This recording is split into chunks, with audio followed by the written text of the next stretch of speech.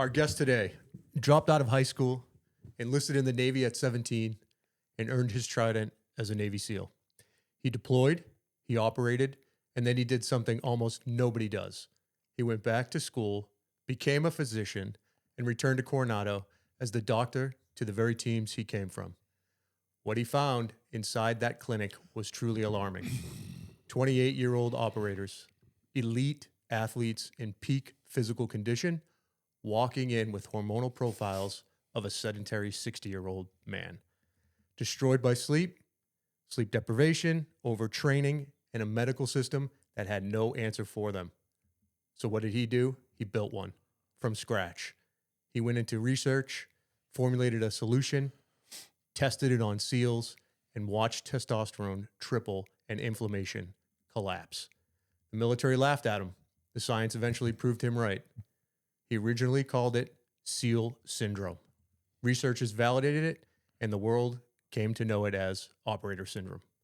And what started in a clinic on Coronado has since helped operators, professional athletes, and executives all over the world reclaim the health that the high-performance life has cost them. He is a former Navy SEAL, a physician, a sleep medicine expert, and one of the most credentialed voices in human performance alive today. Doc Parsley, welcome to the fourth phase.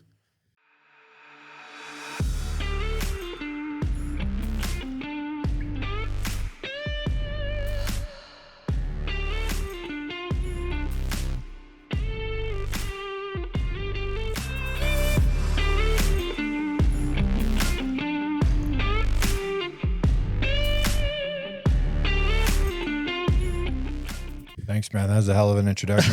We should stop right there. It sounds too good. It can only go downhill from there. End of podcast.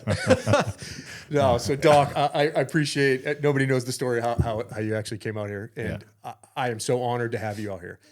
Like I said, you have been top of the list. You've always been on my mind, and the reason being, we're going to talk real quick about the history. I know you've done like 700 podcasts. You're an expert. People can go out there, watch those, but really what I wanted to pay attention is this one. You and I, the story you tell in which you've led and lived is the story that I've lived. 21 years in the teams. As I followed you, I'll go over how we met. I don't know if you remember the exact reason, but you've always been on front of mind for me because I met you about the same time that I met Rob Wolf. If you remember, 2011-ish, 2010-ish, when he started to do, and really the paleo solution changed my life forever. Yeah. And then you came in, put the layer on top that's missing, and basically how the pillars that you guys have mentored me in and that I've followed you in is basically why we have this podcast today. It's one of the pillars of the fourth phase. Yeah. Nice. So thanks for coming on. Just tell my zero audience who you are. Yeah, man. It's absolutely my pleasure. Like I said, anything for the brotherhood. So, as you alluded to, I, dropped out of high school, 17 years old, joined the Navy to be a SEAL. I didn't actually know what a SEAL was. I just heard it was the toughest training in the world, and I wanted to do the toughest training in the world. And so, I went through BUDS, was fortunate enough to not get injured or anything, make it through first class, went to SEAL Team 5. What BUDS class? 164? 164, yep. Which, by the way, we just had our 35-year class reunion in January of 25. Yeah. Did you go? Yes. Was it good? It was awesome. It's awesome. Made me feel old, though. I was Chris Lash. I know Chris. I was texting back and forth with Chris. I was like, we're going to be the old guys. Because Chris and I are roommates through BUDS, and we used to be like, who are those old guys there? And I'm like, we're going to be the old guys, man. We're going to be the white-haired guys everybody's pointing at. So we did that. I went to SEAL Team 5, did 3 deployments there. We had the Gulf War, but that was kind of nothing. And my platoon ended up, we cut our work up short to go and then didn't end up going. And I just kind of felt like America's too dominant. We're never really going to war again. I'm going to figure out something else to do. So I started going to junior college, obviously, because I didn't have a high school diploma. I'd been dating a girl, California girl, fell in love, was going to get married, all that stuff. And so I didn't really know what I wanted to do. I something health related, as kind of meathead, and I was like, maybe athletic training, strength and conditioning coach, maybe a stretch goal of a physical therapist or something.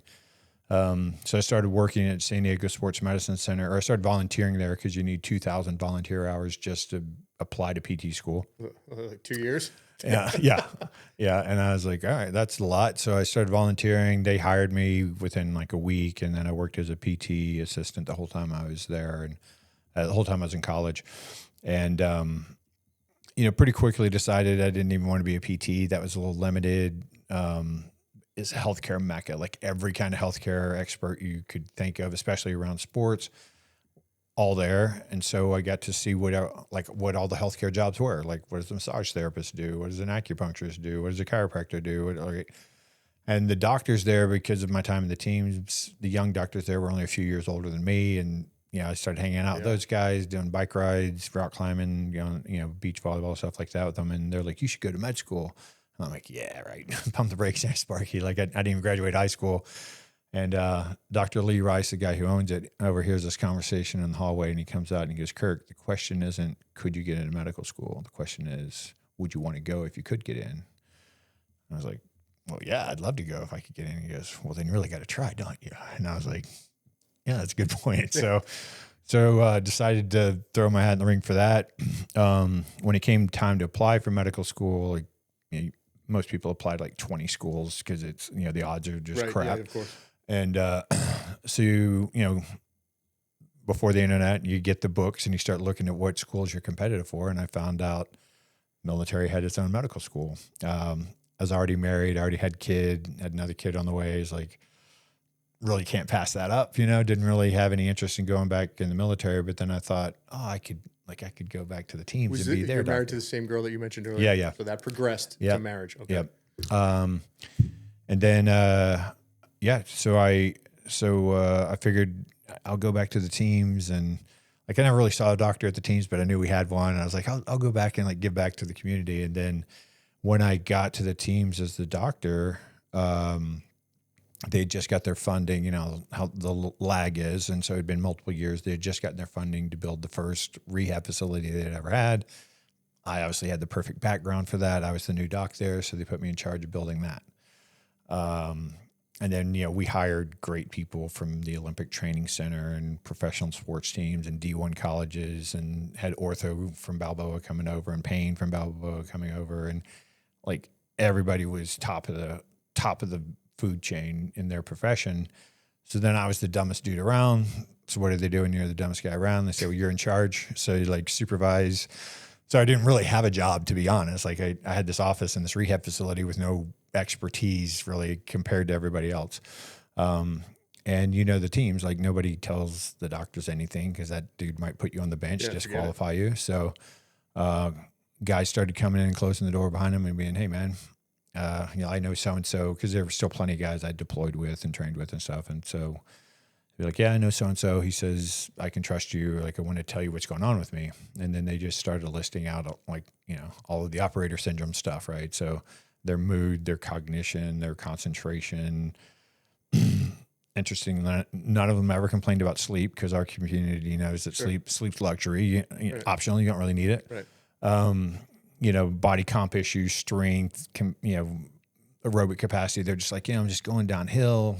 And they'd be like, maybe I'm just getting old. And I'd be like, you're 28 years old, brother. That's not old. You're thinking, 30 years old. That's not old. And I honestly had no idea. And I told them, I said, I don't have any idea, but I'll help you figure it out. And so started looking into kind of alternative things. The first thing I thought of was, we had in other wars, we had shell shock and combat fatigue and, PTSD. And so I was like, well, let me see so you go back and start looking at World War I, World War II, World War III. What were those guys? Very similar symptoms, but nobody ever figured it out. It was just a syndrome. And so you're like, all right, that didn't really help me that you gave it a name. I need to help these guys. Yep. And because, they'd been in combat about 8 years then, right? And so I thought, well, maybe that's it. And so I was looking at adrenal fatigue, nutritional issues, cortisol issues. But the first thing I did is just send everybody to get every lab I knew how to interpret. I just said, go get all of these. 17 vials of blood, 98 lab markers. As the first thing. I can't believe you got him to actually pull that many. It's like a fight to get Yeah, an extra well, blood test. let me tell you, it didn't go over real well. I didn't think it through, and so Navy medicine pretty quickly was calling Warcom and saying, why are you spending $3,000 worth of labs on 400 guys? So they weren't a big fan of that but anyway, but like you said in the intro, testosterone low, growth hormone low, free testosterone low, DHEA, kind of anything anabolic was low, everything catabolic was high, inflammatory markers were high. And I really didn't know. And I'm embarrassed to say how many guys were in my office. I don't know, probably at least 50 or 60 guys had come to my office by the time it occurred to me that every guy who was in my office had been on Ambien. And so I finally started asking them, like, hey, why are you on Ambien? And because I was getting that from the computer. They weren't telling me it, right? And I was getting it from the computer. Oh, they're on Ambien. He's on Ambien. He's on Ambien. And so they tell me, it's like, well, yeah, I get home. I'm kind of wired. I can't really sleep. So I take an Ambien, have a couple of cocktails, go to sleep. And I wake up at 4. I can't go back to sleep. So I just... I say, well, I'll go to the gym. I'll work out really hard today. I won't take any naps. I'll push through the day. When I get home tonight, I'll be tired. I'll be able to sleep. And I'd say, does it work? And I'm like, not yet. I'm like, how long you been doing it? 4 years. Keep going. Like tonight's the night, right? it's gonna happen eventually, right? And so I didn't know anything about sleep. You don't have any classes on sleep in medical school. 0.0. Yep. And so I didn't know anything the SEALs didn't know. And well, let me educate myself on sleep. So lo and behold, all of your hormones are regulated while you're asleep. I'd never heard that before. I didn't know that. Nobody else seemed to know that. And so, and then of course you emotionally categorize and you shift things from short-term to long-term memory. And then when you don't get enough sleep, your body compensates by releasing cortisol, and cortisol impairs your prefrontal cortex, which is your concentration and your motivation and all the. So everything they were complaining about could be explained by sleep. Go. Yeah, yeah. And so I thought, I said, well, I'm not naive enough to think that this will fix everything, but it seems like it's going to fix a lot, right? And let's get you off of Ambien, and try to move that alcohol back. I learned that Ambien reduces REM sleep by about 80%, deep sleep by about 20%. Alcohol does the opposite. So when you do both, you get neither. So I was sending guys to do sleep studies, and they were coming back 99.9% stage 2 sleep, no REM sleep, no deep sleep. So a sleep researcher or a sleep physician would tell you that person would die pretty soon, right? But they've been doing it for years. And so I said, well, let's see what we can do about that, right? So they were taking Ambien, obviously, because they couldn't sleep, so I had to give them something. And so I just went to the traditional databases like Cochrane database, PubMed, just Google Scholar, what supplements help with sleep and why. Sure. And started educating myself on the sort of physiologic changes of your brain while you're asleep. And I said, well, I think, these 5 or 6 seem to be about the right supplements, and don't know how much to take, so the guys will help me. And so I just called a bunch of guys in my office and said, hey, I want you to go out and buy these and try this. And over the course of probably about 6 weeks, we kind of figured out the right dosage for each one of them. And guys were saying, yeah, I sleep great on this stuff. And so I converted that to a worksheet. And then at the same time, you're sending these guys over to the actual sleep study, right? A lot of them. Okay. I probably did like 20 guys, and they were all exactly the same. And so I just kind of said, whatever, like too much of a pattern. It doesn't matter at this point. We need to get everybody off of Ambien. So the guys who really struggled, I would convert their Ambien to a serum at a compounding pharmacy so that 10 drops would be a full dose. And then have them go down 1 drop a week over the course of 10 weeks so that they're titrating off while they're taking all the supplements at the same time. And a lot of that's, a psychological addiction. But like you said in the intro, got everybody off of that. Free testosterone would triple, quadruple sometimes. Like I had guys with testosterone of 250. I'd send them to endocrine and they'd be like, that's normal. Because the Navy's threshold was right. normal. Right? It's because it's 250 to 1100 is normal. Right, in the Navy. Well, it's normal for an 85-year-old dude in a nursing home. It's not normal for a 28-year-old SEAL. And so I I couldn't give them testosterone, even though the testosterone was low, obviously, because, military is just against that. Teams won't let you put anybody on a medication they require, or they're disqualified from deployment. And so, so I'm like, all right, well, let's see what we can do with this. So I did that. Now I also was giving DHEA as a daytime supplement, and zinc citrate as a mild aromatase inhibitor. And if their estradiol was really high, I was giving them a Arimidex. But that was the minority of patients. I mean, there's probably only about 15% of people that I had to do that with. Everybody else was just getting a DHEA supplement and then the nighttime stuff. And the CEO of Team 5 at the time comes over, with his training log. He's like OCD, like he's trained every workout of his life is recorded in his book. And he was like 42-ish, I think. And he said, he's like, dude, I've PR'd in the O course. I've PR'd on my 3-mile run. I PR'd on my deadlift. I PR'd on my Fran time. I PR'd, this is after he'd been doing this for maybe 6 months. And so I was like, well, that worked, right? But it was about an 80% solution for about 80% of the guys. Didn't fix everything. And probably about another year later, I went to a conference where they had a lecture on TBI. And I had one guy who had been sent back from deployment. An RPG had hit the wall like 5 feet behind him. And he hadn't been able to sleep since that blast injury occurred. And it had been 2 weeks. So the first thing I did to send him to get a sleep study, because people aren't great historians of whether or not they're sleeping, because you doze off and you don't know. But he laid in bed for 8 hours at a sleep study and did not sleep for a second. And I was like, okay, well, you legitimately didn't sleep. So I was like, I know this guy has a TBI that's impacting sleep. Let me go see. So I go to this lecture, and he starts putting up case studies of his TBI patients. He's pulling the same labs I'm pulling, and the labs look exactly the same as my labs. And I was like, oh, I wonder how many guys I have with TBI. So then I start digging into TBI, and there had been an article published in 2009 in JAMA, I think August of 2009, where they'd taken a bunch of young volunteer men and subjected them to things. And they had what's called a DTI, where it's such a high resolution imaging they can see a single neuronal tract break, which there's no way you would ever perceive that. Right? You have billions of those, but they could see it break. And so they determined that the threshold for a TBI was 1.09 Gs. And they got that from the acceleration changes on a roller coaster. And really? I said, wow, I'm going to have a lot of TBIs then, right? And you start looking at the dynamics of our weaponry, right? So in a concrete room, an M4 is 35 Gs every round. Just training an AT4 alone.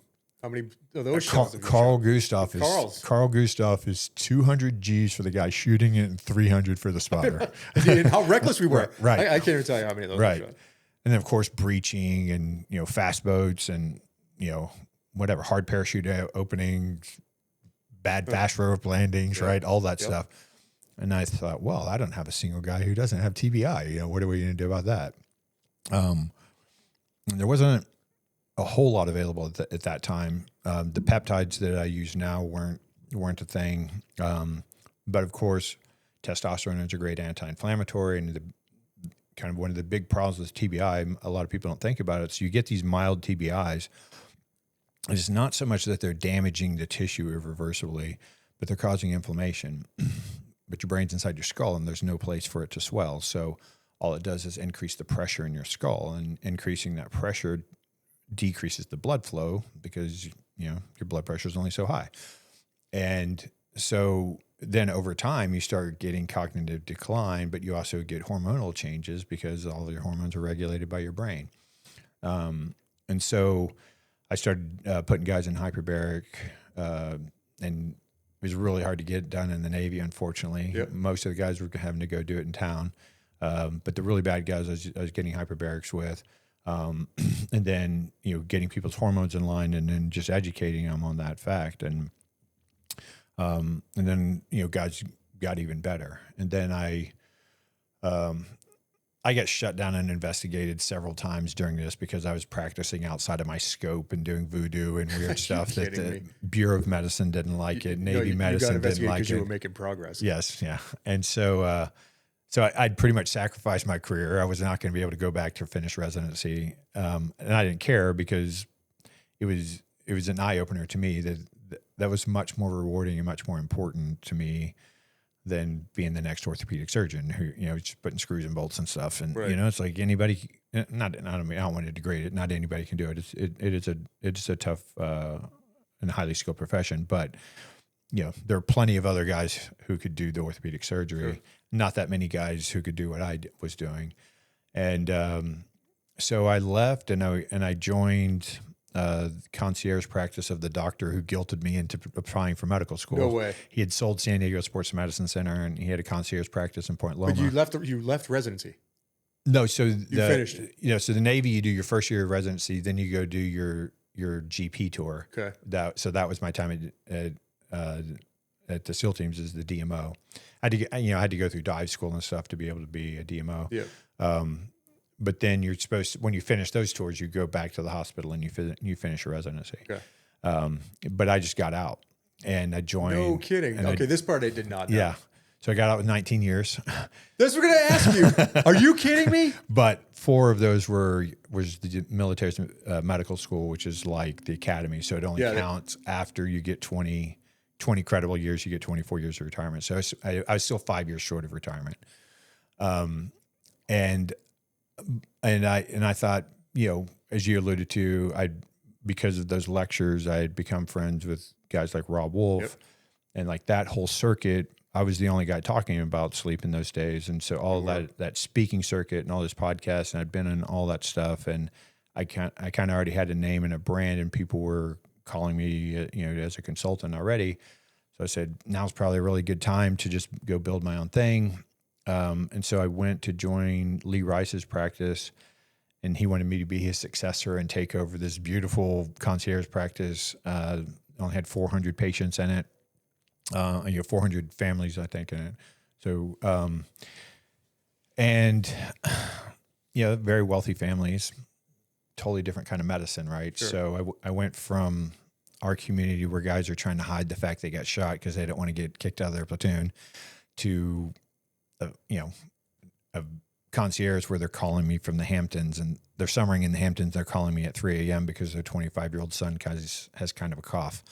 And I'm like, yeah, I don't care. It's a different breed right there. I'm like, this ain't going to work for me. But the other thing is when I left, the team guys were like, hey, what do we do now? Because, they're just going to replace me with some guy waiting to go back to residency. Yep.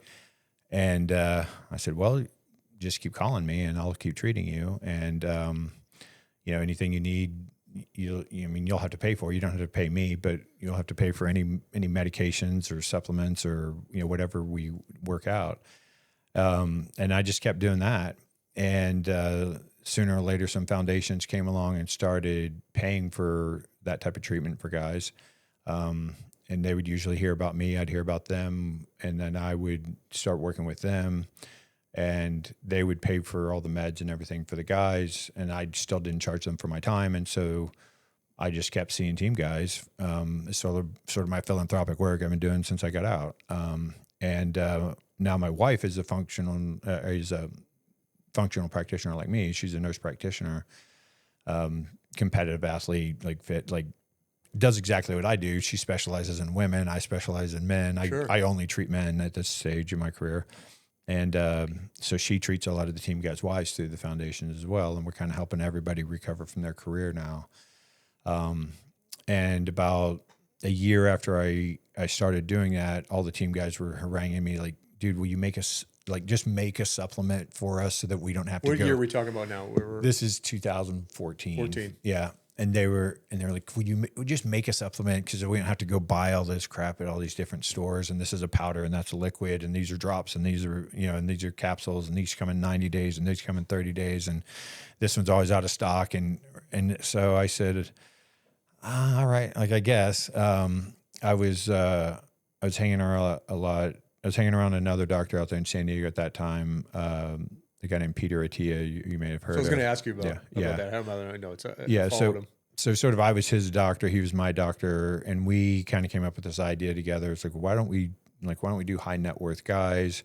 Because that's how I was kind of paying my bills, because I wasn't charging the SEALs. I had clients that paid me a monthly fee, and then I started doing like annual packages and stuff. But it was just Joe Blow, like, guys off the street. It wasn't high net worth people. And Peter had access to a really high net worth pool, and he was like, why don't we do high net worth guys? We'll do kind of this. I don't think he was calling it longevity. I still don't call it longevity, because I don't like that phrase, because I don't have any idea how long you're going to live. So many factors. Yeah. So that was the plan. I told Peter, I'm like, hey, I'm gonna start the sleep supplement up really quick, just so I can sell it to the SEAL teams, and I'll get like a contract with them. And if somebody else buys it, fine, I don't care, but I just got to get this thing off the ground. And he threw in some money as a partner. Rob Wolf threw in some money as a partner, and then we launched it at PaleoFX. And by the time we left PaleoFX, 4 days later, we were in the black until I paid back everything we'd launched. And so I was like, well, I guess that company is going to work just fine. So that was 12 years ago.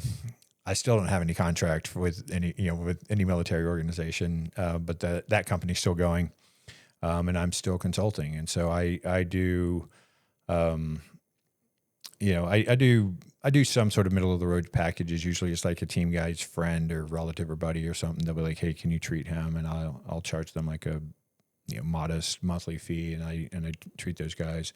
I work with several foundations now to treat our guys. And then I'll have 4 or 5 high net worth clients that pay like a pretty big paycheck to do an annual program. They usually, 45, 55-year-old dude traded his health for wealth for 20 or 30 years, has a ton of money now, doesn't care about the money, but wants to completely revitalize their life. Right.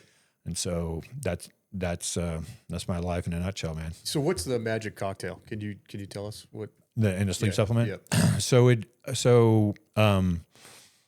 started out in the teams. It started out with a slightly different. I had a lot more melatonin in there because I didn't know about the down regulation of receptors and melatonin production. And I mean, I knew about it. I just didn't understand the scale of that. So I've dropped that down to just a microdose of melatonin in it, because from the time the sun goes down, like if you're living in the environment and you're not getting blue light, from the time the sun goes down until the sun comes up, your brain only sees about 6 micrograms of melatonin. So if you take a 1 milligram tablet of melatonin, you're getting 1 milligram all at once instead of 6 micrograms over 10 hours. And so even 1 milligram is a huge dose of melatonin. So I have just a dusting of that to initiate. So the way we're wired is the sun goes down, obviously the blue light goes away, circadian rhythm, right? Type stuff. And then when the lack of blue light, there's some ganglion in your eyes that don't have anything to do with vision. They just sense blue light. It's just regulating circadian rhythm. And so when the blue light goes away, it stimulates the pineal gland in the back of your brain to release melatonin. And that doesn't really make you go to sleep. It just initiates all the cascades that then lead to sleep. And that's why if you go out hunting or hiking or camping or whatever, you fall asleep about 3 hours after the sun goes down, because it takes that long for all those changes to happen.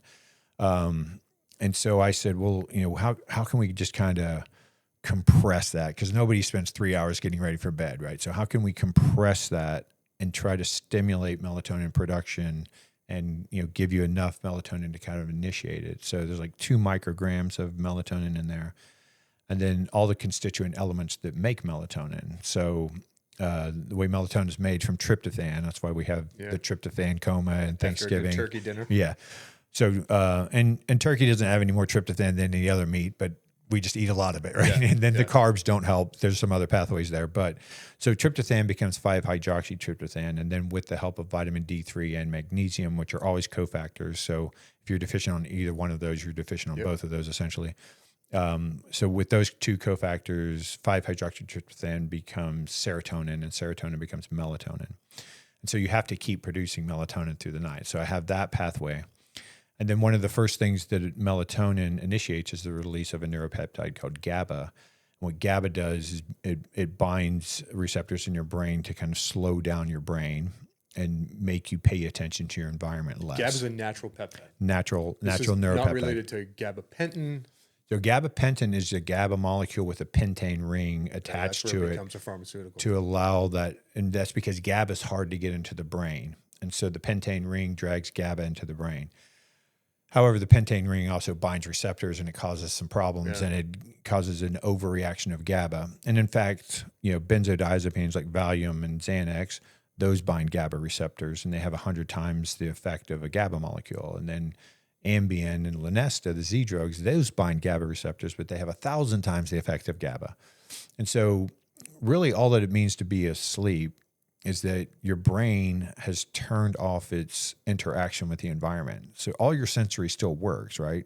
That's why you can turn on a light and wake somebody up, or make a noise and wake somebody up, or shake somebody and wake them up, or because everything still works. It's just the threshold for your brain to react to it increases, and you no longer are interacting with your environment. And that's like the best definition of being asleep, is the lack of being awake. Yeah. And so GABA is what does that. And you can override GABA. We do it all the time in the SEAL teams because we operate at night and whatever. You can override GABA by going out to a bar. You could be sleepy and tired, go out to a bar and, have drinks with your buddies and just overpower it. So the 3 cues for being asleep: decrease blue light, but then you have to decrease your activity, right? Because you can just override GABA with your attention and, work on your computer, play video games. Like you can get past it, right? And then your body temperature goes down because the sun goes down, and if Earth gets cooler and you get cooler. And so that's how we evolved, those 3 things. So, so my product has everything to produce GABA, everything to produce melatonin, a dusting of melatonin, and then GABA, which is hard to get into the brain. So we have a pretty high dose of that. And then L-theanine, which allows GABA to work better in the brain. And then probably about 4 or 5 years ago, some research came out about a phospholipid called phosphatidylserine that lowers cortisol levels. So you can take it when you're doing hard workouts, and it'll decrease your cortisol levels and increase your lactate threshold a little bit, improve your endurance a little bit, help you recover. But so I added some phosphatidylserine to lower cortisol because most people can't sleep because their stress hormones are too high. So I added a little bit of that in there, and then that's all that's in there. So there's nothing in there that makes you go to sleep. There's just stuff in there that allows you to go to sleep. It's all natural. So you still have to live a decent lifestyle. You could take it right now. We could both take it right now. And this is the point. So for everybody listening, this is the key. It's such a necessary thing to have, because what you're describing and the way our environment is today, but we go back to the Rob Wolf talks, and that there's no substitute for that. The fact is, we are natural biological beings, and over time, we've destroyed our environment. Right. So now we're in closed caves. That's why we have the windows out back. Yeah. I do much better here than I do in San Diego, just feeling-wise, because I'm boxed up, in a house. We open the windows here. I notice the difference, just natural. Right. So something like that. People need to understand, we have the worst lifestyle environments today. Yeah. And stuff like this is amazing. Babe, this is interesting. I haven't tried your coffee. So everything you mentioned, aside from the dusting, I don't take melatonin, but magnesium, vitamin D, fish oil. Yeah. Those come from. Oh, I didn't actually. I did say magnesium. Okay. You did. You did say magnesium. Yeah. Take that. I'm religious about it. Yeah. Probably to the point where, do you need it anymore? But I just think we do in this environment today. Well, I mean, and I always tell people my product is a supplement. The word is supplement, right? It's supplemental, right? Said. So it's supplementing your nutrition. So if you're nutritionally deficient in vitamin D3 or magnesium or tryptophan or 5-hydroxy, then it helps. And if you're not nutritionally deficient, you pee it out, right? It's all water soluble, right? So vitamin D3, but almost everybody's deficient in vitamin D3. So we heard that during COVID. Yeah. So you should take that anyway. And in the teams, I was also giving them the omega-3s for the anti-inflammatory, but I don't want to put that in that product. That creates a whole mess. Right. You get mess.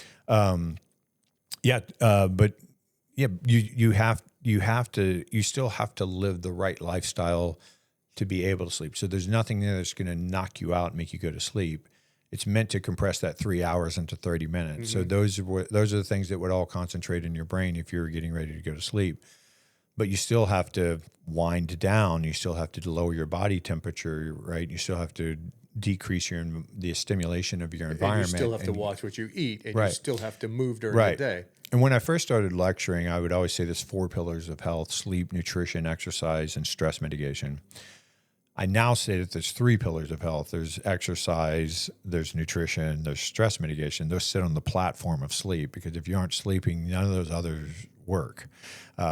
Sleep changes everything. Sleep changes the fuel partitioning of what you eat. If you're well slept versus sleep deprived, you eat the same food, your body does different things with it, right? So you can't have good nutrition and poor sleep. Doesn't work. Same thing with exercise.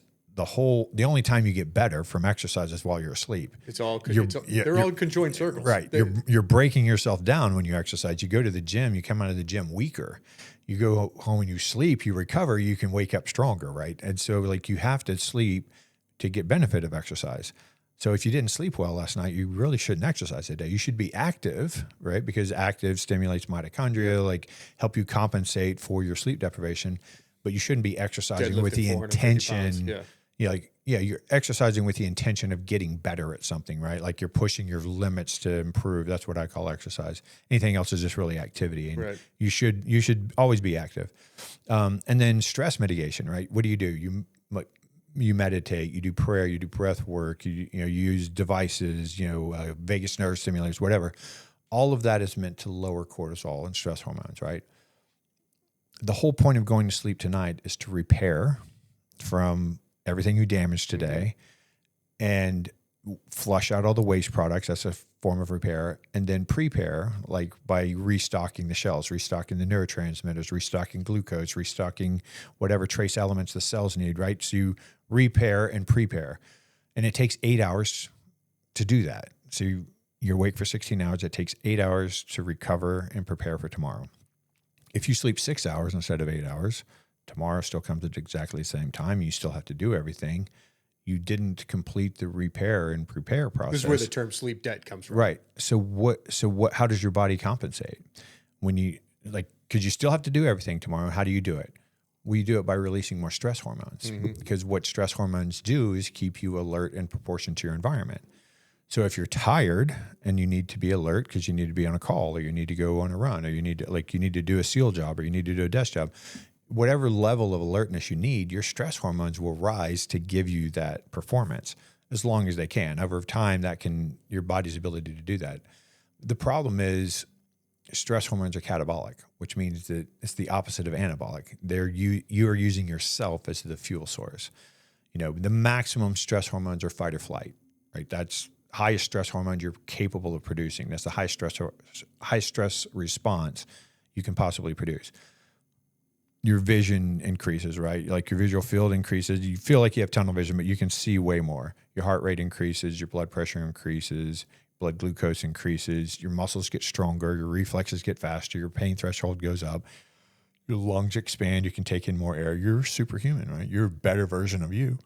So why not just run around like that all the time? Well, because you're eating yourself as like you are the fuel source. For everything. And everything else, all of the rest and digest stuff we call from the vagus nerve, right? Being able to reproduce, being able to digest food, being able to fight off infection, being able to repair your damaged tendons, all of that goes away while you're in catabolic state. So if you could go to sleep and repair and prepare 100% every night, you would wake up exactly the same every morning, which means you would never age. You would be exactly the same every morning. Imagine that.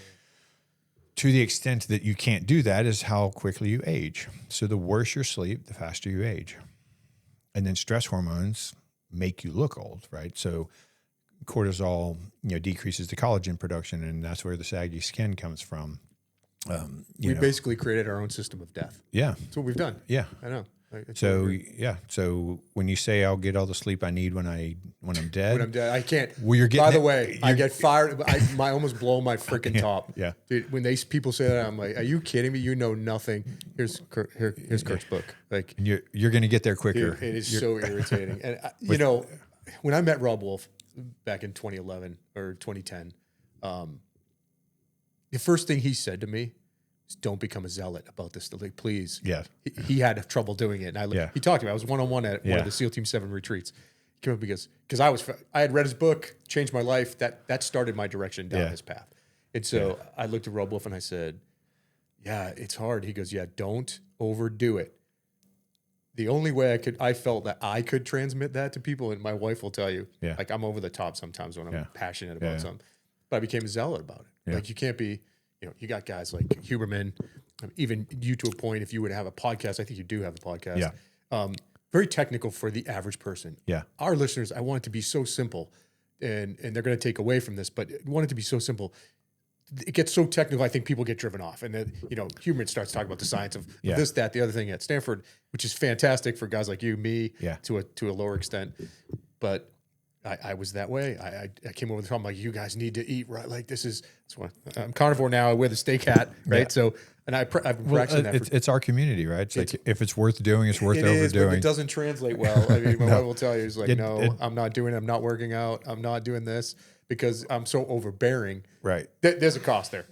So I'm saying, if you could tailor it down. So having people like you on, I want to quickly stop there and back up a little bit. So we have all your success, like what you just explained is why you are the person you are today, which is phenomenal, by the way. This is such an awesome guest to have on. I want just real quick, and we could spend, I know this is like the 3-hour portion of the podcast, but I want people that have seen you before on podcast know your history. Yeah. And we all come from the same mold, so we all get it. Yeah. But you had a pretty rough childhood growing up in Texas. You're a Texan. You're in Texas now. Yeah. I love you here, by the way. We want to pull you back from Scottsdale. We're coming back. Yeah. Rock on. But talk about that. You don't need to belabor it, but tough father upbringing. Yeah. Yeah. Stepfather, actually. So my real father split when I was about 6 weeks old. I met him at my wedding when I was 25.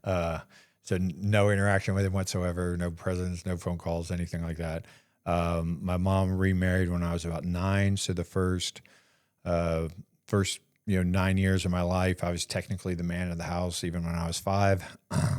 Bunch of women, my mom, my grandmother, my mom's sisters, I had a sister. 5 years old, they'd wake me up and say, "Hey, Kirk, I heard something," like get my BB gun and go out in the living room. Yeah. They sent me on the front yard with my Red Ryder BB gun to kill a water moccasin when I was 5 years old. Like, probably not smart. So I thought I was the man of the house, and then my stepfather, my mom marries this guy, and he's just a horrible human being. He was a undercover narcotics agent for a lot of years, and he had a lot of issues, and he's very abusive and just a very ugly, dishonest, shitty guy. And he abused everybody. Really took it out a lot on me because he didn't. I think it's because he was afraid I was going to grow up and be a better man than him or something. It's just like you're not wrong about some of that. A competition thing. He knew my dad. My dad was bigger, stronger, better looking.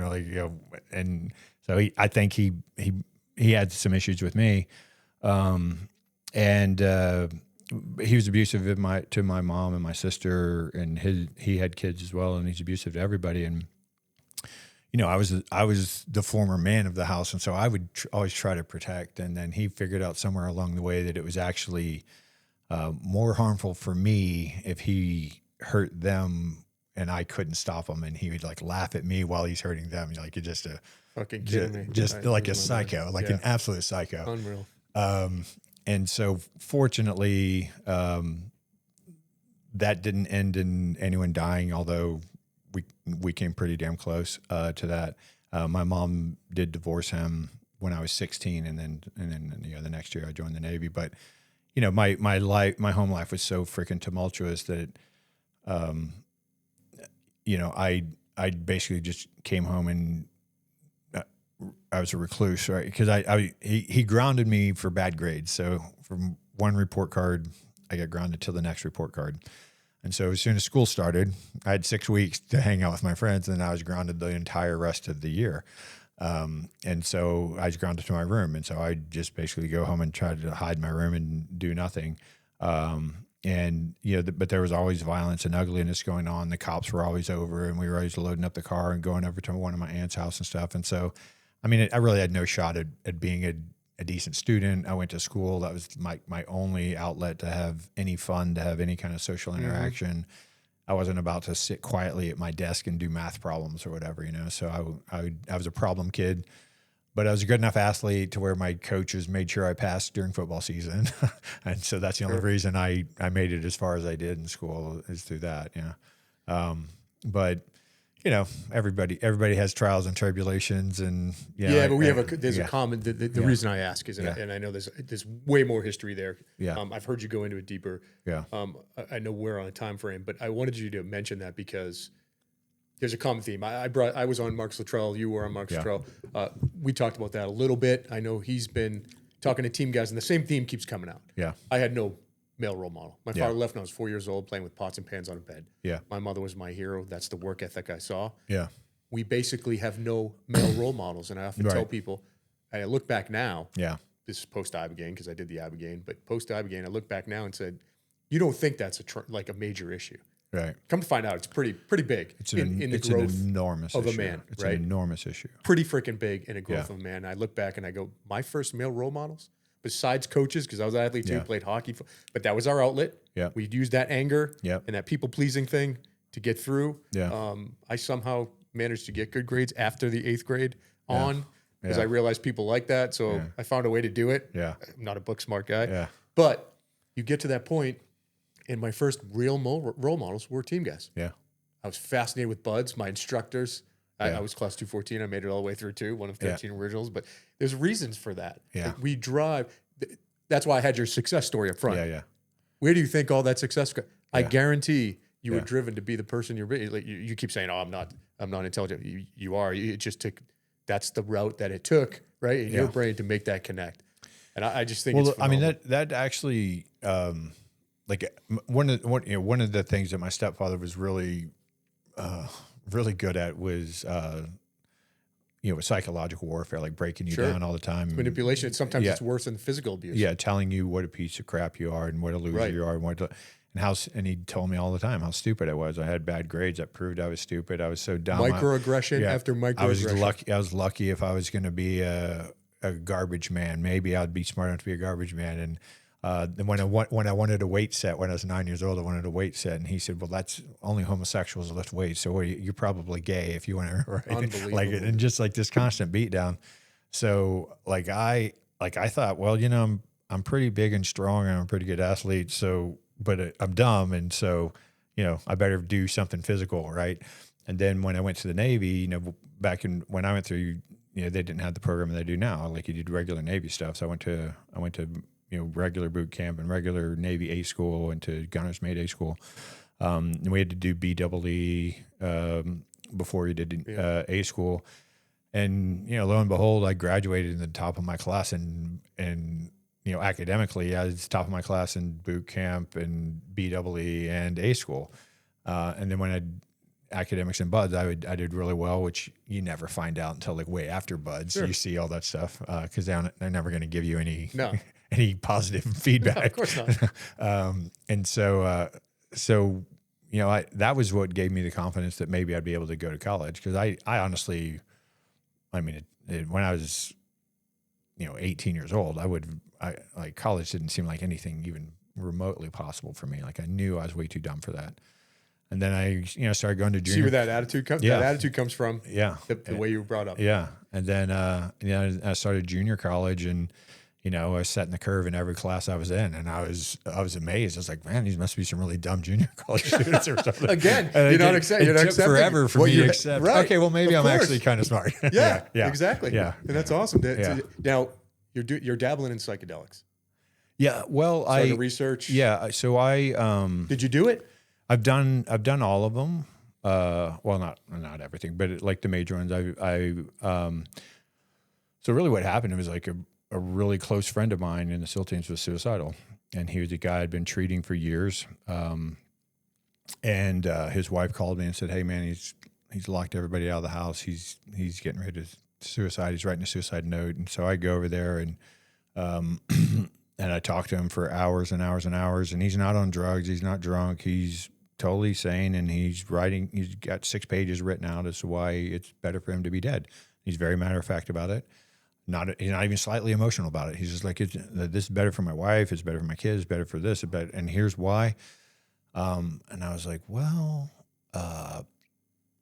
none of us want you dead. Like, you should consider that. Like, that's a big thing. But a few months before that had happened, the doctors that do Ibogaine, they were doing Ibogaine down in Mexico at a place called Crossroads, where Eric Clapton went when his son died. Have you heard of Crossroads, babe? No. Well, and so he donated his guitar collection for them to get that clinic going, and so this was like 2016, and my buddy's super suicidal. Those guys had taken me to lunch and told me all about this, and I said, well, they're selling it for opiate addiction, and I was like, well, I don't really have any opiate addicted SEALs. That's not really a problem in our community. And then they said, well, we also think it's going to be helpful for PTSD or TBI, I think they said. And to me, I think PTSD is TBI. It's like it's a damaged brain, and the brain's malfunctioning. Yeah. So fix the brain and people's PTSD goes away. And so I said, well, I am interested in that. So when my buddy, he's already been to NICO, he's already been through all the psych, he's done all the meds, he's been through hyperbarics, he's had hormones, like everything, he's done it all. And I said, well, there's this thing in Mexico. These doctors told me about it. I looked it up. The same doctors who took me to lunch were actually supervising a couple of guys that died doing this. So I'm a little nervous about it. But if you're going to kill yourself anyway, this is a chance. What do we have to lose? And so he agrees to it, and we go down there and we do it. And he has a complete transformation, just like night and day. Like he becomes the 18-year-old guy that I met. Just totally different. And I'm like, wow, that's an amazing transformation. And then one of his good buddies was Marcus Capone. And he's like, Marcus was drinking himself to death in a travel trailer or something. He's like, let's get Marcus treated. So Crossroads had actually closed down in that interim, and we ended up treating Marcus at my house. But the same doctors came over and did it. And then we treated another couple of SEALs. Was it Trevor Millar? Was he one of the Crossroads guys? No. Okay. No. And then... and then obviously Marcus and Amber decided to form a foundation and start getting guys treated that way. And they were going through Martine Polanco was the doctor who ran that. Marcus and I are good friends. So he convinced me. I'll tell you the quick story if you have a minute. So you know the guy that I'm talking about. Yeah. I know most of them. And I was that guy. So I'm that guy that was 21 years of the teams, prior enlisted guy. Yeah. Like you, officer, got commissioned in 2004. 1999 on, I came in 96, 97. Went through BUDS, and my first deployment was, everybody forgets, Bosnia-Herzegovina back in 99 under Clinton. Yeah. So from day one to, 21 years later, it was all, we were involved in conflict of one way or another. We can talk about the blasts all day long. Fast forward to 2016, you had left or weren't at the compound anymore. I took over BUDS, working for Mark Schaefer. I was the OPSO at BUDS. I went to see, it was an 2005, you probably remember him. He was an 2005 psychologist or psychiatrist, EOD guy, gray hair, big strapping guy. Went to see him one day because I couldn't concentrate on the computer. Yeah. And I'm sitting in my office at BUDS, and I'm still in fairly good shape. My testosterone's probably 300 at the time. Didn't get it tested. Yeah. Walk in there, and Doc tells me, he just starts this battery of just like you. He just rattles off questions from one after the other. He knew what he was looking for. I answered him honestly, and he goes, yeah, you get PTSD. And I go, no, fuck, I do. Yeah. Like, I was one of those guys. Yeah. Like, I'd been to Harvard. I had degrees. Yeah. I kept using that as like, I'm doing fine. These guys need help. I don't need help. Yeah, yeah. That's how it started. Anyway, he sent me over to Balboa to do, for whatever reason, they did some kind of MRI over there, some level that it's not normal. So the military, you go do a test, you don't get a call back. That's good news. Yeah. You get a call back, it's bad news. Yeah. So I went over, I did my MRI, and I'm walking on the grinder, the old grinder, watching students come in, having a cup of coffee, get a phone call, I reach in my pocket, standing there. I'll never forget this call. And the doc said, hey, I want to talk to you about yesterday's MRI results. And immediately I just froze up. Yeah. And I go, yeah, what's up? He goes, well, I don't know how else to say it. You had 4 silent strokes in your brain. And I said, what? What is that? He goes, yeah, in your cerebellum. We don't really know what that means, but it's not good. I was on a wait list for NICO. Yeah. I moved to the top. And so I flew out a week later. Yeah. Went to NICO.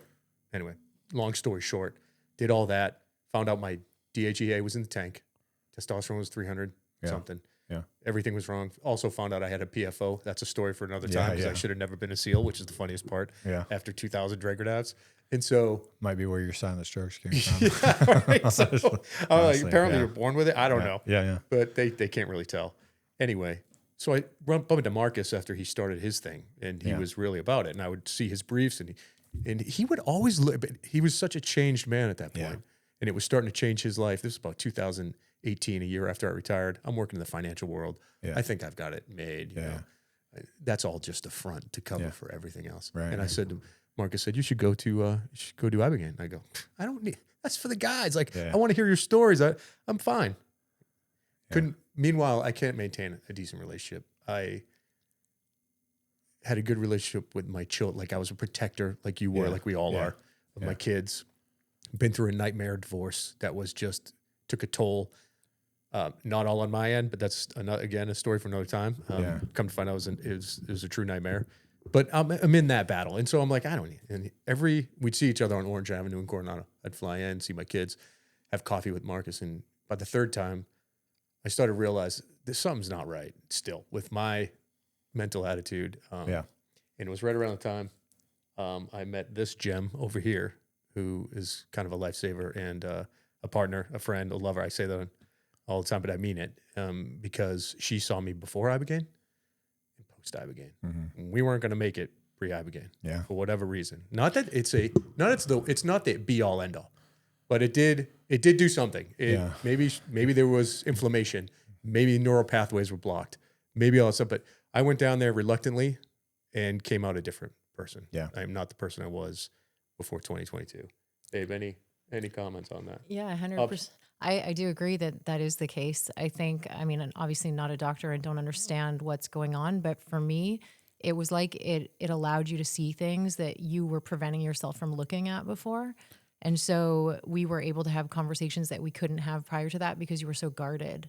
And so I think that it's just a sped up way to access things that people can get to with therapy a lot of times, but they just don't have the capability to do it. So I'm 100% on board with. Yes, I was going to say, it's not magic and it's not the end all be all, but it gives you a great opportunity to change yourself. Correct. Because it shows you things in a way that you're willing to see them. You know, I used to say, it's like watching yourself, and then you go, that's it. You're like, oh, that's dumb, right? Because the reason you become a grumpy old man isn't because you're old. It's because your brain, it gets rigid, right? Everything crystallizes, and there's the way to do it. There's this is the way. It's a great way to This put is it. the way you do it. And you think about it like a wagon wheels going down a dirt road for 50 years, and those are some deep ruts. Now try to turn out of that wagon track, right? Great analogy, right? And so what all the psychedelics do is they enhance neuroplasticity, which is great. That allows you to fill in those wagon ruts if you want to, right? But it gives you a way of looking at yourself removed, because that wagon trail that's the way you do it. You've been doing it for 50 years that way, and that's the way to do it. But then when you watch yourself, you can go, well, that's actually kind of a dumb way to do it. Every time I do that doesn't work, and I keep doing that. And so now you can go, well, maybe that's not the best way. And then the other thing, the alarm system of your brain, the amygdala on both sides, right? That's what's telling you things are dangerous, or things you need to pay attention to. And for us, for our community, we become hypervigilant, right? Our amygdalas become hyperactive because you're scanning for threats all the time. You're just used to it. No matter how relaxed you think you are, you're not relaxed, right? You're just running at a higher level than that. And what the psychedelics have been proven to do is they can decrease amygdala tone by about 90%. You haven't had that since you were probably 5 years old. No. And so now, I've seen myself be stupid, and I'm not judging myself for it because I saw it. It's like watching myself do crazy. It. And so so I can objectively say, maybe I should change that. My brain has some neuroplasticity, which allows me to do it. And now I got rid of the amygdala tone, which is making me anxious and making me fearful and making me guarded about doing it. And so now I have an opportunity to change. Now, psilocybin does that, ayahuasca does that, and Ibogaine does that. But psilocybin, it only lasts about 2 months. And then ayahuasca, it lasts about 4 to 6 months. Ibogaine lasts 9 to 12 months. You have those changes. So that's a big window to be able to make the changes. Are you a big fan of the repeat visits? Well, if you need it, but if you can do your Ibogaine year and you do your Ibogaine once and you see like, hey, these are the 3 things I really need to change in my life, and you change that over the next year before things go away. Maybe, maybe you don't ever need it. I've tried all of them just because I wanted to try them before I sent anybody. The Ibogaine, I didn't have a chance because my SEAL buddy was like going to kill himself. So it was like, he was the first guy to do it. But I went down and looked at psilocybin programs, and I went down and looked at ayahuasca programs, and I think there's benefits to all of them, pros and cons to all of them. But my experience with all 3 of them was very very similar. Like what I personally experienced was very similar. How I felt was very similar. How I felt afterwards was very similar. But I could definitely tell how durable they were. I could tell the durability difference. So I did ayahuasca first, which, like I said, was about 4 to 6 months. And I was a very different person for about 4 to 6 months. I didn't know I needed to be doing work. And then a little later on, I did the Ibogaine, and, I knew what I was getting into, and I knew the utility of it then. And so I used that year wisely. And then I did psilocybin, and I still had some really good epiphanies and insights with the psilocybin, but it definitely is a short acting window. Yeah. Like I could tell, I felt really different for a month, kind of different for 6 weeks. By 8 weeks, I was like I don't really notice any differences. Do you attribute any of that to the success of your current relationship right now? Oh, absolutely. Like you said, we have hours and hours that we could talk about, but one of the things growing up with female role models is that you feel like you can't be a good man unless women think you're a good man. And so if you upset a woman, you're obviously a bad person. And so it makes you very malleable to the wheel of a woman. Babe. Yeah. So true. And so I heard that angle. And so you can't really can't really do your job as a man to like be the leader and the protector and the provider and the provisioner and to set the hierarchy. And not that you can just have one leader in anything, right? And so it's like you're not willing to do that if you think that her approval is the most important thing for you, because you don't know if you're a good guy or not. And the only way you know is if she's upset. If she's upset, you're not a good guy. And so whatever she needs you to do for you to be a good guy, you're going to do. And then you're just a little puppet, right? And then you aren't really who she wants, because she wants somebody who's going to stand up for her and protect her. And like maybe, strongly encourage that she quits acting this way when she's doing something that's detrimental for herself, right? And so you're making each other better, right? Because you're both helping each other. But if you're just constantly acquiescing and contorting to who she wants you to be, then you're not of any use to her whatsoever, and she's going to lose respect for you, right? Because she has explained that in more ways than one to me over the past. One of the most emotionally intelligent. She's quiet today, but most intelligent people. She's got this. She wrote I'll give you these later, but her box set. Cards to help, kids at one point, now adults. She wrote a book. It's on Amazon called The Shift. I don't have a copy in here, but super journals that actually work and stuff like that. So we talk about those. It's your insight on that is even more phenomenal. You just opened up like a tree. But see, that's exactly what it comes down to, is that when we were talking about like those ruts that are created and that ability to process it through like the plant medicines and all those things that exist, is that it's self-awareness. At the end of the day, that self-awareness is what allows you to become a better human being, because you are becoming the observer of your actions. And so if we can just stop and not feel that threat and be able to process things, and that's exactly why if we learn at a young age to be able to ask ourselves questions, we can make those changes one by one throughout life. Right. But I think a lot of times we lacked. We box it up, right? Well, so I have a friend who's a sleep researcher, and he has some, phenomenal work. The best relationship training I've ever seen by an order of magnitude. And he teaches it as archetypes. He's there's four archetypes we all know: the king, lover, warrior, magician, right? Like that's Tombstone. That's the A-team. Like you see it in movies, you see it in books all the time. It's like, that's the sovereign energy is the king, right? And then there's the warrior. That's the the guy who's going to guard the gates for you. And then you have your lover over here, and like, that's your connector. That's your romance. Right. And then you have the magician or the joker, or like, the trickster. Right. And so those all have shadow materials. There's a positive aspect of those. And then there's a threat to those that have a shadow material, and it's dysfunctional. And so like the shadow material of the sovereign is the gorilla, and the gorilla is just like going to pound and make it go his way because he has to be perfect and everybody else has to be perfect. And then he's in charge because he's perfect. And his biggest fear is you're going to find out he's not perfect. Right. And then there's the warrior who has to win at all costs. Like, it doesn't matter, just win. The shadow material is the wolf. Like, just kill, just eat, like whatever's in your way, you kill it and you win and you survive. And then you have the sheep, the lover, like the shadow material is the sheep. You just like, you do what everybody tells you because you're a sheep, because you need connection. You need to feel loved before you can feel like you're functioning well. And then the joker, the trickster, the fox is the shadow material, that he calls it.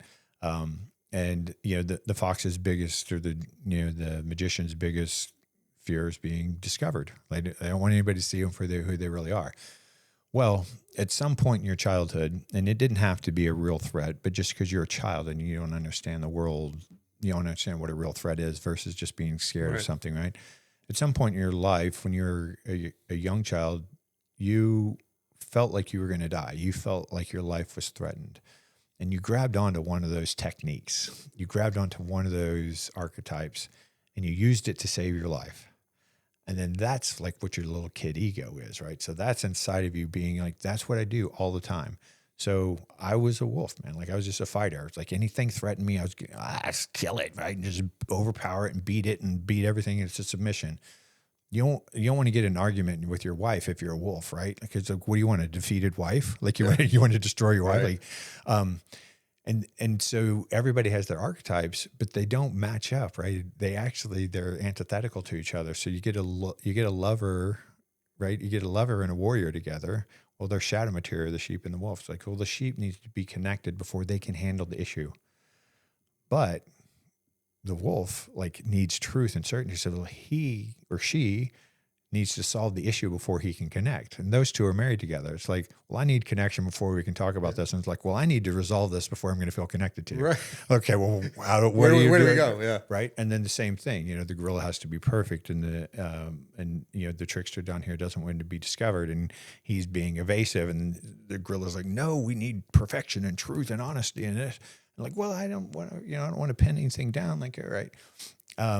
And it's brilliant work, but that's kind of what we're all dealing with, and you can't see that. And even if you don't have that framework, you can see your behaviors when you're under the influence of the psychedelics, and you can be more introspective, and you can say, oh, I'm doing this stupid thing. Like, I'm being evasive and trying not to tell the exact truth because maybe that's kind of hurtful. So I'm just kind of hedging around and like, well, that's damaging. That's shadow. Like, and we all have all four. And so you can kind of recognize where you're doing things wrong. Yep. But again, those conversations that could go on for an hour by themselves. I got to let you go here because I know this is like, you got to come back for part two. Oh, we'll make a promise on the show. I promise. We're going to dive deep. I'll lock in. Okay. I'll be coming back quite a bit. Like, I have some business ventures that are starting up out here. So I'll be coming back at least every month. One last question. What happened to Peter Attia? He just kind of I don't think any, honestly, I think that's a bunch of cancel culture.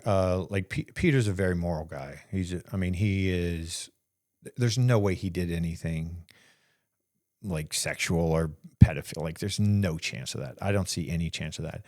He was friendly with Epstein, and that's what destroyed him. But you know how the media spins things. Of course, well, he was in there 1,800 times. Like, well, that means that his name was in an email chain somewhere 1,800 times. There's no context. It doesn't mean that it's terrible. Right. And like when he said to him, you have this amazing life and I can't tell anybody. Well, I'm the same way. Like, I have these really high net worth people who are famous and everybody knows who they are. I don't tell anybody that's my client. Right. I can't say things about that guy. I think that's what he meant. So I think a lot of that was taken. They needed a scapegoat. There were tons of doctors in that email chain, but it all came down on him because he had this big name, this big persona. Yeah. And now all of the vultures are out, and they're like trying to unseat. They're trying to be the new Peter Attia, and they're trying to take over his role. And they're the experts now. And Peter's he's a flawed man. And Peter, honestly, like I consider him a friend, but he's kind of a prick. He's kind of a harsh guy. Yeah. But just like in a way that you expect some guys to be. Like you think if you were in the financial industry, that type, just kind of like I'm Wolf going of Wall Street. Yeah, the wolf of Wall Street. So he's one of those guys. But I don't think he did anything untoward. I mean, criminals, ex-convicts, whatever you want to call them, felons, like they deserve medical care as well. And I don't know how much he knew about Epstein. If he saw things going on, then I would retract that and say, okay, he really did something bad, but I don't know. I haven't talked to him about it. But I can tell you that he's in my experience, he's such an ethical guy. He doesn't advertise the supplements that he's associated with. Like he's investors in companies. He won't advertise them because there's a conflict of interest. Does that sound like a guy who's like a scummy guy? Well, I don't think so. Quite frankly, there's always that. I tend to believe that they go after the people that are in the files to distract from the people that are really high up that probably should be getting looked at. There's always that distraction game being played. Yeah. Now, I think like all that criticism about him being with Epstein when his kid was, his young baby was in extremis, that sounds really bad, but apparently that was in his book. So he admitted to that, but it got a lot of attention from that. So, maybe he had a smarmy friend. Maybe he knew he was kind of smarmy and he should have distanced himself from him. But there's no chance in my mind. There's no chance that Peter did anything. Okay. Like he wrote a great book. I love this book. He was not. He wasn't diddling little kids or doing anything. Like there's no way. Like he's not that guy. All right, good to hear. Yeah, I haven't heard from him lately. But I just wanted to ask you that last question. So you got a book, Sleep to Win. Yep. Another one in the works. Maybe a rewrite of that one. Yeah. Okay. Just because things change. Yeah. Science has changed. It's kind of an old book, and and I actually I took some course about writing because I'd wanted to write a book for a while, and I just didn't have the discipline to do it, and so I took this course where it just kind of forces you. It's like, hey, in 6 months we're launching your book on Amazon, and then they you back up and back into it. I ended up writing that book in like 3 weeks, just like sitting down. But so it could definitely be better, and there's things I'd like to improve on it. But yeah, it's I think my book would be much more like Peter's now because my real practice is like much more like that. Like sleep is probably 20% of what I do, but it's what I'm most well known for. So it'll probably still have a lot about sleep in there. But I do like to talk about the lifestyle and performance, and I phrase things a little different than the longevity crowd. And like I alluded to earlier, I don't know how long you're going to live. I had a buddy from Buds who was working at Warcom, went over and ran Cowles Mountain, came back across the Coronado Bridge, had a heart attack. Behringer. Yep, I remember that day. Dude was in great shape. He's like 165 pounds, had abs, worked out every day. Like, how does he die of a heart attack? And I know, I have 80-year-old patients who are 350 pounds, have been obese their whole life, eat crap food, never work out. Right. So I don't know how long you're going to live. So I can't really call it longevity medicine. So what I say is, hey, I can make your lab work, what they're calling your biological age now, right? I can make your lab work look like you're 25. You won't be 25, but you will have the most potential you could possibly have because that's when you were at your best, right? And then we work on your performance. What's important to you? And that might be all cognitive. It might be all emotional. It might be all strength. It might be body composition. It might be aesthetics. I don't know. I don't care what it is, but whatever you care about, whatever you think is important, we're going to optimize that. We're going to set annual goals. And we're going to break them down into quarterly goals. And we're going to make sure we're reaching all your goals. And we're going to make you, by your own standards, perform the best you can possibly perform today, and then tomorrow, and then the next day, and the next day.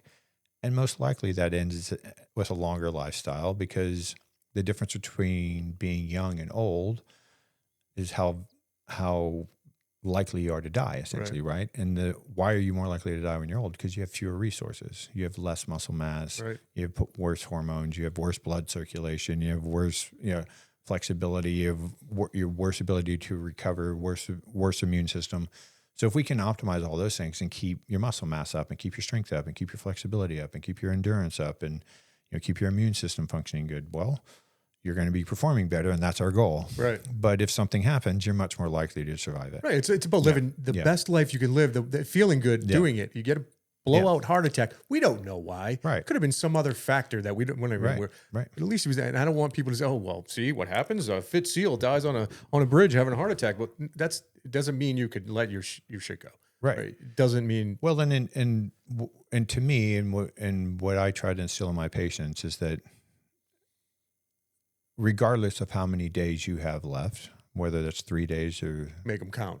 15,000 days, you want to enjoy those days the best you can. You want to be as healthy as you can possibly be to do whatever it is you care about and do the best you can at it and enjoy it the most you can. And however long you live, man. But you're going to die. Like nobody's getting out of this alive. It's like you're going to die. Yep. Just accept that and just say, I want to be the best I can be today. And then I want to be the best I can be tomorrow. And I want to be the best. And just keep doing that. Yep. So I call that health optimization or performance medicine, but I don't really have a good moniker for it. But that's what I do. And so that's what I'd like to write about. And then the other thing is, like you're talking about, don't be a zealot about it. That's counterproductive very often that destroys people's gains and makes them neurotic and causes all sorts of problems. So the other thing I always preach is, the Pareto distribution exists everywhere in the world for a reason. Sure. And it should be the same for you. It's like, if you're doing everything right 80% of the time, the whole reason to do that is so that 20% of the time when you're not doing it right, you can withstand it, right? Like you can be a little sleep deprived. You can go on some ridiculous adventure that doesn't allow you to eat enough, or you drink a little too much, or you whatever. And it's like, you can recover from it because 80% of the time you're doing everything right. Yeah. Most people just can't do good math and they end up 60-40. Yeah. All right. Or 80-20 the other way. Yeah, exactly. That's the problem. I got a cheat day, but that was a cheat month, and that doesn't really count. So yeah, be disciplined. I love it. Well, thanks for coming. Where can people find you?